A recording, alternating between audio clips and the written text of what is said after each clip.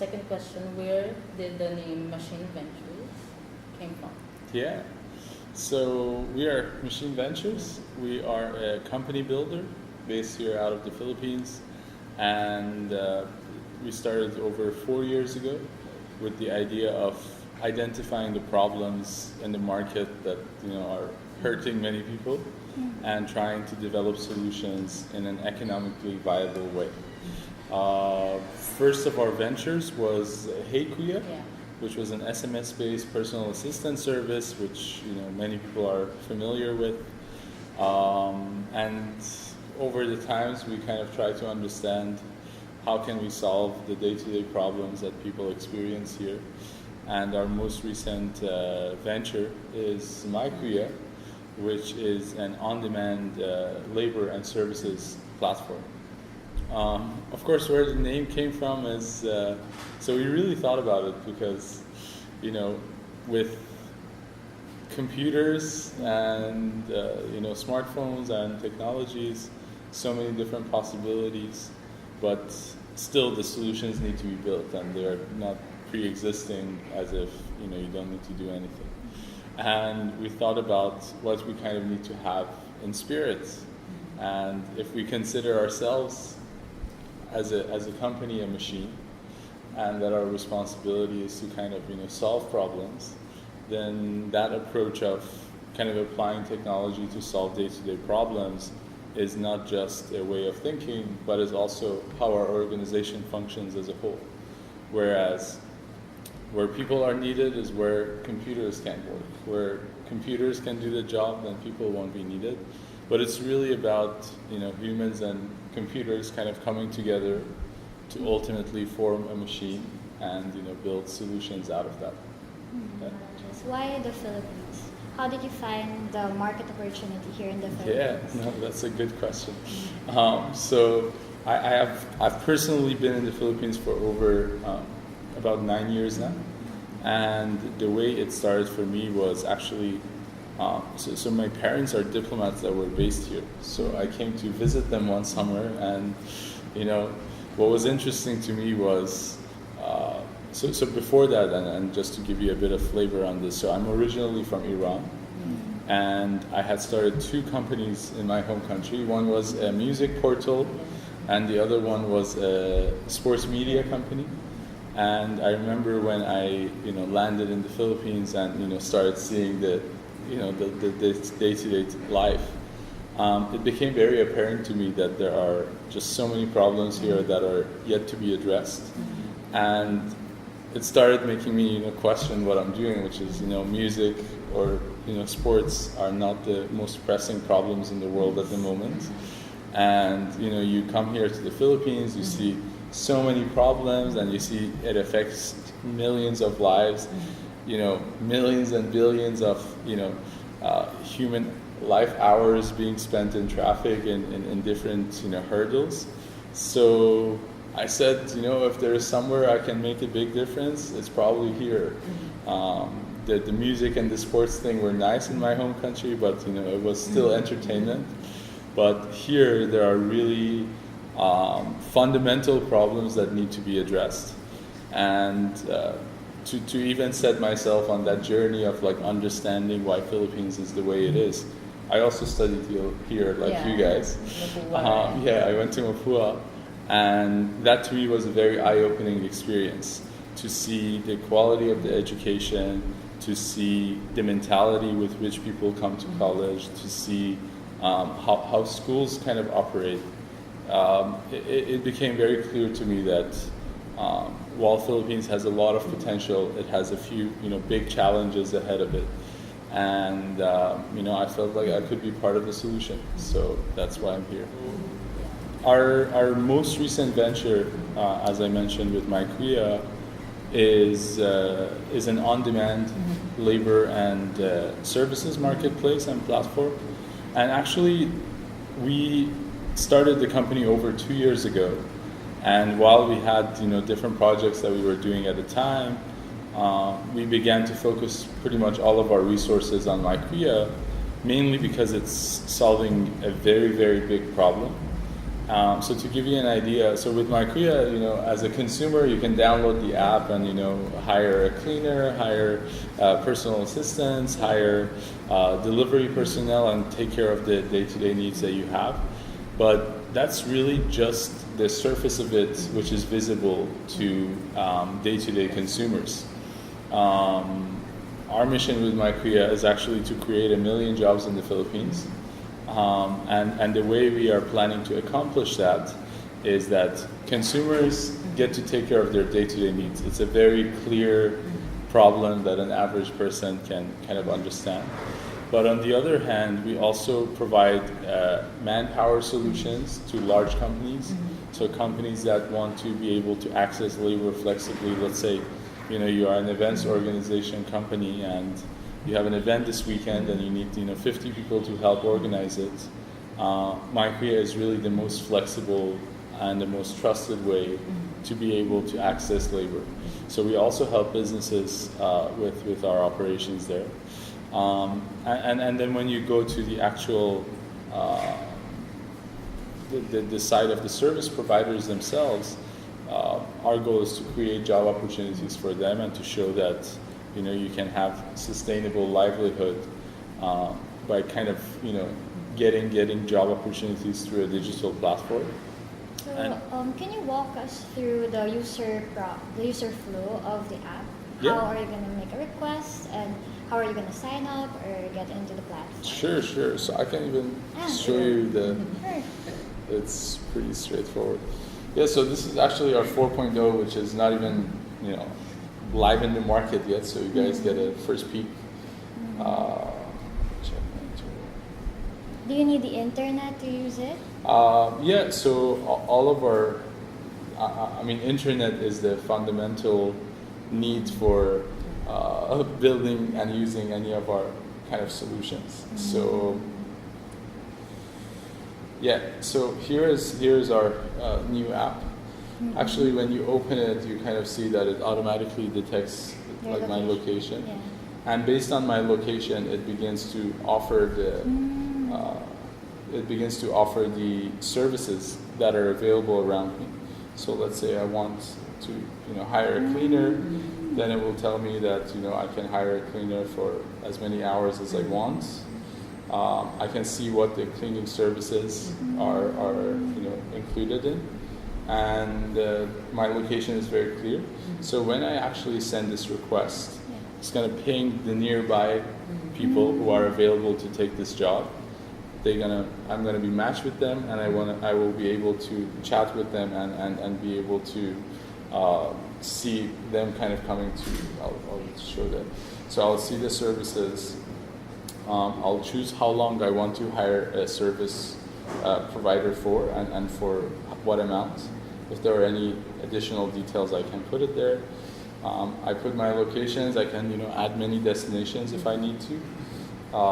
Once I match, I can chat with the partner. I can send them images. I can send them details. So imagine you want someone to go and pay your bills. You take a photo of your bills. You say go to the bank, take a photo of the receipt, or you want to hire someone to kind of go to Divisoria and do your shoppings on your behalf and communicate with them all along.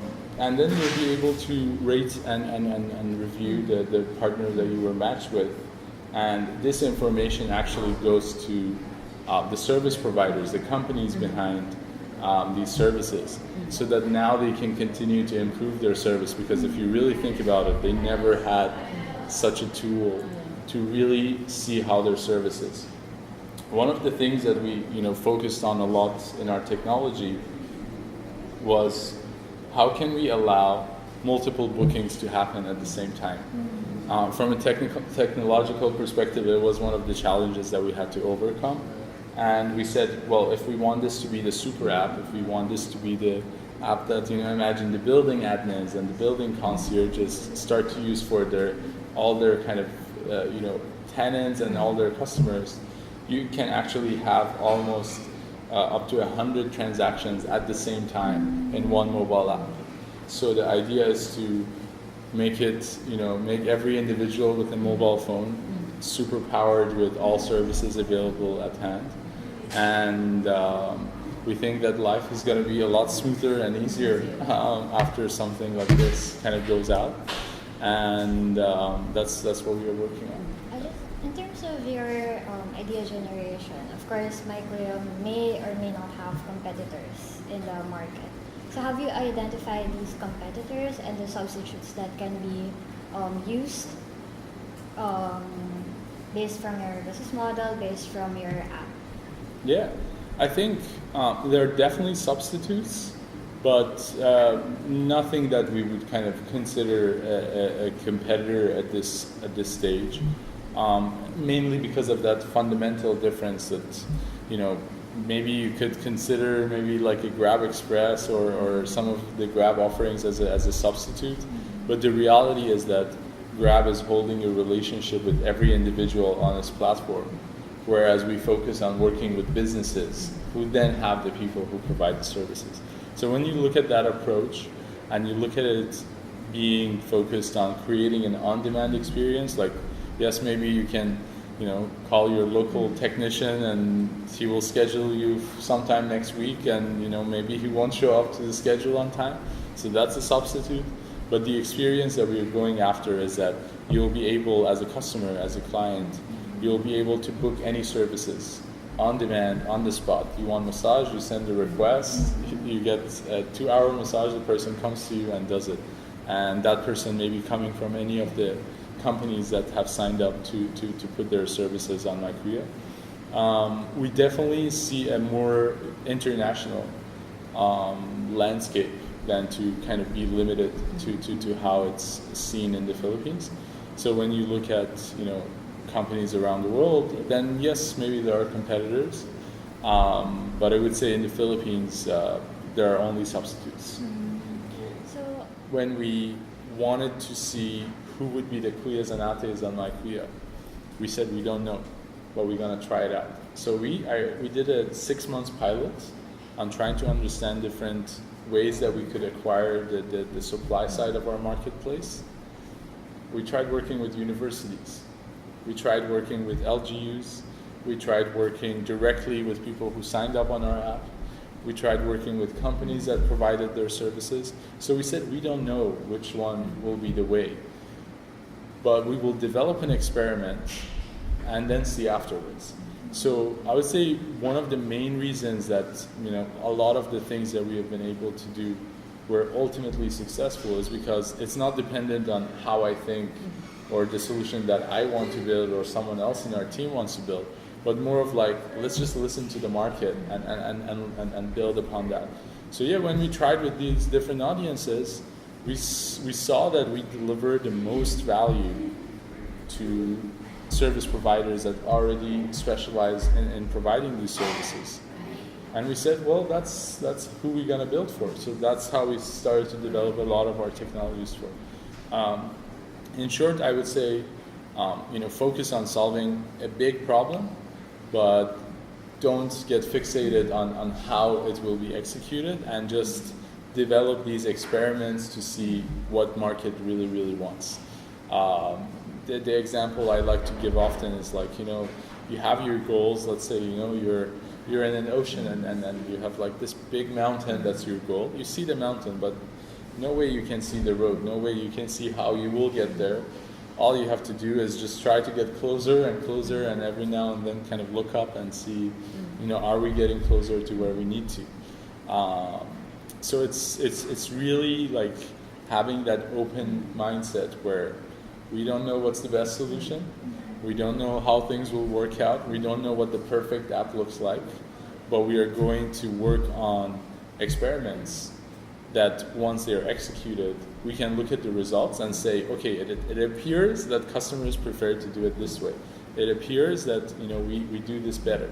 So if you look at the core offerings of our services and our ventures over the time, it has remained to be the same since the beginning, but the solution and the execution of it changes over time. And that's part of our way of approaching things as well. Yeah. How did you come up with the design of the app?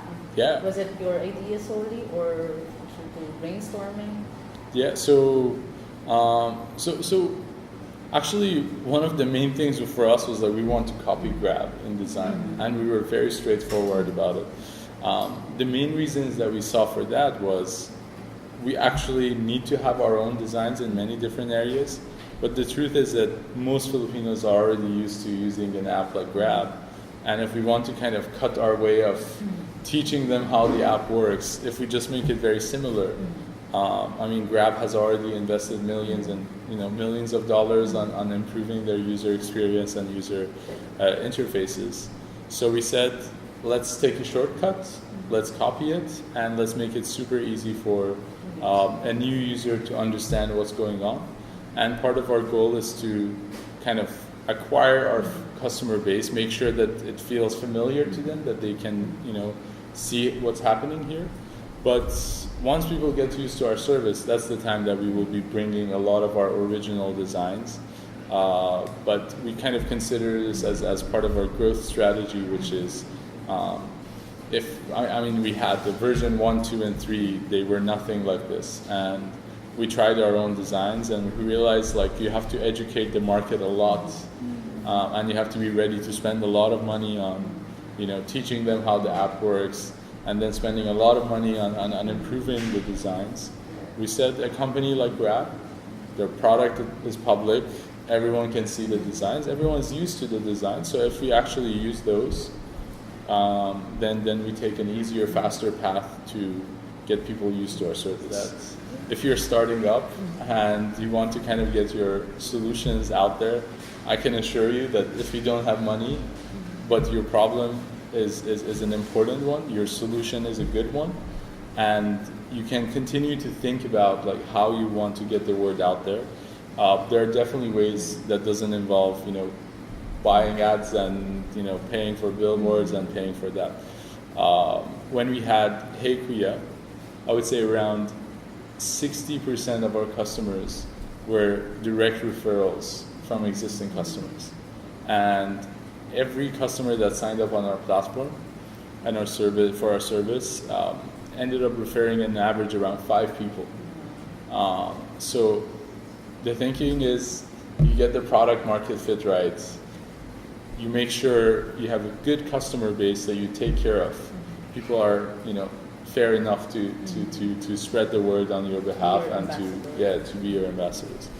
And I think that will always remain as kind of a big reminder that getting it right, having a good customer service, having a good customer experience, making sure that people like and care and love your service, that goes above and beyond anything else. And generally, we are against being disruptive.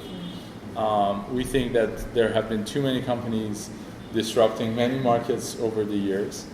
What we are trying to do is we are actually helping existing traditional businesses get their foot into the new technology and the new era of doing business. If you look at a model where Uber goes and destroys taxi industry, that's not the way we want to do it. We want to go to companies that have already been doing this work, have already built expertise around doing a certain thing, and tell them that, hey, you are a service provider and we are a tech company, and you should focus on being a service provider, and we're going to focus on being a tech company, and we're going to help you overnight take your manual, paper-based, super tedious operations into something fully digital, fully on demand. So the value we provide is not just the way that a job portal does it, but it's also to become the operating system for a lot of traditional businesses that are dreaming of revolutionizing their business, but there has never been anyone who really cared or listened to them. This is a brilliant app, by the way. But how did you able to manage or form your team behind the app? Yeah, I think that's a very tough question to answer. I mean, I started my first company almost 11 years ago. So how I was able to do that, it's really putting together a team and all, but it's really the result of all these experiences over the years. Because like for me, it was never like there was never a framework. There was never a paved road where you are like, okay, this is what I need to do. But it was really the result of trying things out. It's very hard to say that, oh, we were able to do it this way, but it's really, I've started maybe over 7 companies in the past 11 years, so it's almost like the act of starting a company. We have improved and improved upon many, many times over and over. And it's almost like muscle memory on what you need to do when you want to start a company. But it's also getting better with every move. We have made so many mistakes every time that we start a company, but we don't repeat those mistakes twice. And how we were able to come up with something like MyKuya, I think the answer probably lies by looking at the stuff that we have done before, or the things I was doing before even Machine and all, because that's really just the journey of trying to solve a problem using the technologies that are available and the resources that can be kind of tapped into. Probably can write a few books about it, but it's a very tough one to answer. You mentioned about needing a lot of funds in educating the users. Where did you initially get your funding or your capital? Yeah. So for MyKuya specifically. Yeah. So for MyKuya specifically, actually, it started with really like friends and family and people in our network. So when we were starting the company, we said, we have this idea. We already did HeyKuya before. This is how we are going to approach it. And we literally, we went after the super users during the HeyKuya times. And we said, would you be interested to kind of because we had become friends with a lot of them, right? A lot of them were the day-to-day users of our app, and they were providing us with great feedback on how to improve the service. And many of them, when we sold the company, they were like, we would be interested to kind of support the next thing that can do that. So yeah, our first round of funding was through friends and people in our network and people I've been working with, our friends in other companies. So it was really, I would say, very casually done in the beginning. So for example, during HeyKuya times, we did a tie-up with PLDT, right? So then, I would call the person, hey, are you interested to put in money? Or contacting our friends who are founders of other companies and saying that we want to do this and we want to approach it this way. So I would say yes, we were able to kind of access capital, which is relatively tough, but the fundamentals of how we were able to get those individuals was really the previous work that we had done, and those ones didn't need money. So it's almost like you have to build your own way and you have to develop your own journey. Not everyone is lucky to kind of have strong connections and pick up the phone and raise a lot of money. But for us it was start Machine with no money, start HeyKuya with no money, bring it to some success, get some liquidity out of that, be able to sell the company. And then the next venture, we just called up the people that we worked along the way with and said, would you be interested? And they were. So I'm interested to know, how is your pricing model? So how much of the profit are you going to get from your services? And how much of the business is going to get? How much the actual MyKuya or Ate is going to get? Yeah. So we actually use our technology to price our different services, and the way we do that is that we look at supply and demand offering. So at the core, I would say at the core we are trying to manage supply and demand and make sure that the prices reflect, because if you're a Kuya and you are sitting idle, you prefer to make some money than no money. At least some would, right? And then on the other hand, if it's holiday season, it's Friday night and every single person is busy, then obviously the person who makes themselves available, they deserve to be paid more, because there are not enough people around being able to do the job. So we use that, and the prices are dynamic. It's what you see at that point in time in the app. In terms of the percentage, at the moment we take 30% as our margin, and the rest is actually the rest goes to the company that employs the Kriyas and the Atas. So in most scenarios, the Kriyas and Atas are actually employees of a company, already getting their salaries, already getting their benefits, already getting their support from a company that's employing them. So then the revenue goes to the company and they can have their arrangement. Alternatively, the company can also tell us if they want us to be the one that directly ensures that money goes into how much goes to who. So we also provide that technology to the service providers. What's your most expensive cost at this point? How do you manage it? Yeah, I would say in the startup world and the tech world, it will always be salaries, but it really depends on what you define as a cost, right?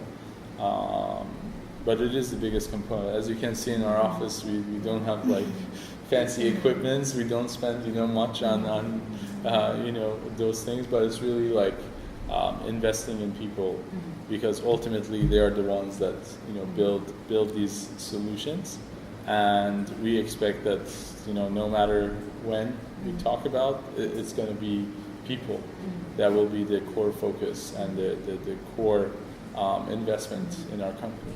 What's your key motivation or your driving force? I guess when you think about creating 1 million jobs, then everything else looks very small, right? And that's what keeps us going. We have been through so many tough days where you think a tomorrow is not possible, but it is, and that's what keeps us going. It's to really, like when I was when we had Hey Kriya, and I would talk to our Kriyas and talk to the people who actually did the job, you realize that there are millions of people that don't even get a shot to do their best.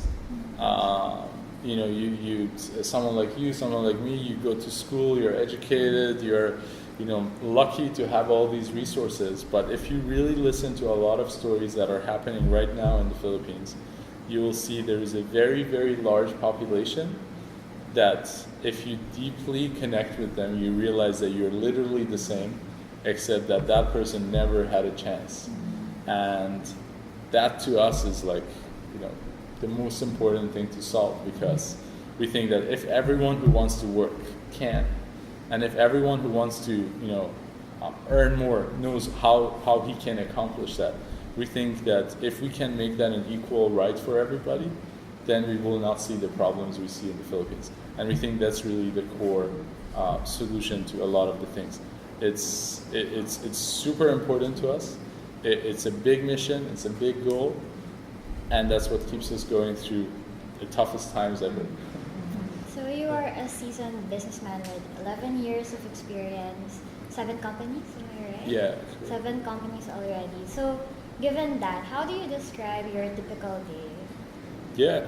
So I would say my focus in my work has always been on doing the most important thing in the business that no one else is able to do. Right, so my role really evolves through like the weeks and the months and the times.